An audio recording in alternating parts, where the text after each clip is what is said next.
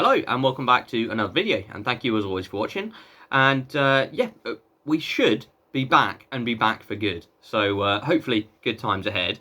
If you do like the videos and stuff, then do please consider hitting the like and subscribe button.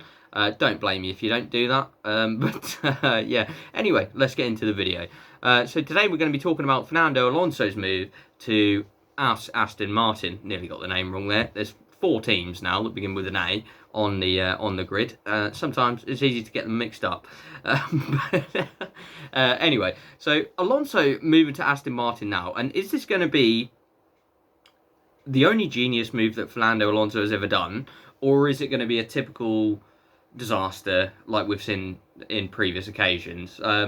Obviously, he started very well. Moved to Renault from, I think it was Minardi, wasn't it? After a year break, won 2 championships, then decided to move to McLaren against Hamilton. Really didn't go well for him. Then moved to Renault in 2008 and 9. Yeah, 2008 and 9 was it? Got involved in the Crashgate thing. Then moved to Ferrari, who were a pile of crap when he moved there. Then left Ferrari in, 2015, when Ferrari actually got their act together. And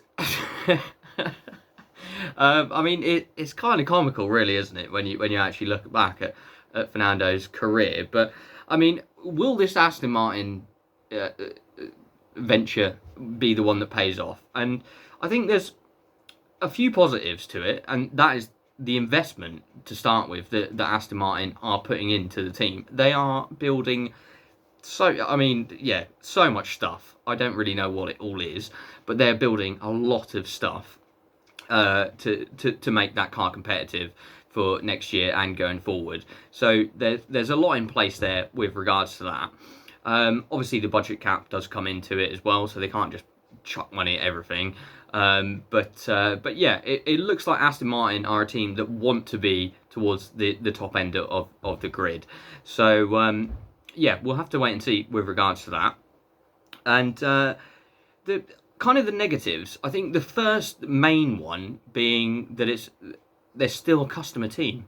Aston Martin is still supplied by Mercedes, and I can't remember who, it might have been Ron Dennis. If that is the case, then that's probably doesn't really make a huge amount of difference. But yeah, you're gonna be unlikely to win as a customer team when you're up against a works team that are supplying your engines, in my opinion. So yeah, we can have to wait and see with regards to that. Nextly, I'll get some sort of words out in a minute. The Aston Martin car, although it improved a lot through the end of last season, particularly after sort of the midway. I think it was Spa that Seb started to pick up the pace in that car. Particularly it was Seb as well, more than Lance. And so the car did kind of pick up pace, but still very much a midfield team. And obviously we're not seeing a huge amount of regulation change for next year.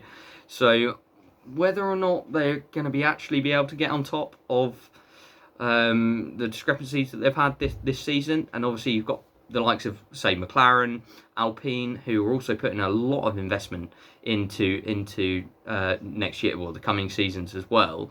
So it's just whether they can progress from that sort of midfield, I'd say they are at the minute, to not only the upper midfield but also towards being an actual race-winning team. And I think they've got the best person in the car to do that, or one of the best people in Fernando Alonso, and to develop the car and everything like that. It's just whether or not that will actually be enough to to get towards the front and sort of challenge it for wins, because I can't see that happening certainly next season. I don't know whether what they're implementing would be more of an impact when it comes to the next season. But again, it just brings me back to the fact that they are a customer team, so I can't really see that happening. But I'm really excited to see Alonso next year, even if he is still racing in the midfield, because as we've seen this year and for a couple of other years, it's always exciting just to see him race. So yeah, we'll have to wait and see, and hopefully the Aston Martins will progress next year, and yeah, we'll go from there. Thanks ever so much. I'll catch you in